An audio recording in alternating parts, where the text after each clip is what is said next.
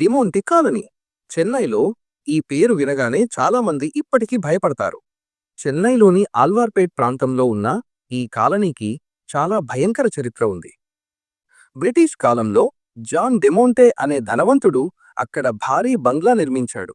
అతను చాలా క్రూర స్వభావం కలిగిన వ్యక్తి అని స్థానికులు చెబుతారు. ఒకరోజు అతని భార్య అనుమానాస్పద పరిస్థితుల్లో మరణించింది. కొందరు డెమోంటేనే ఆమెను చంపాడని ప్రచారం ఉంది. డెమోంటే మరణించిన తరువాత ఆ బంగ్లాలో విచిత్ర సంఘటనలు ప్రారంభమయ్యాయి. రాత్రి సమయంలో తలుపులు తానే మూసుకుపోవడం, ఎవరో నడుస్తున్నట్టు అడుగుల శబ్దాలు వినిపించడం, ఖాళీ ఇంట్లో ఎవరో చూస్తున్నట్టు అనిపించడం, ఇలా అనేక భయానక అనుభవాలు చాలా మంది చెప్పారు. కొంతమంది యువకులు ధైర్యం చేసి ఆ ఇంట్లోకి వెళ్లి తీవ్ర భయంతో బయటకు పరుగెత్తి వచ్చారట.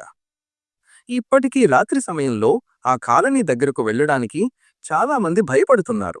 నిజంగా అక్కడ భూతాలున్నాయా, లేక ఇది కేవలం ప్రచారమేనా? మీ అభిప్రాయం కామెంట్లో చెప్పండి.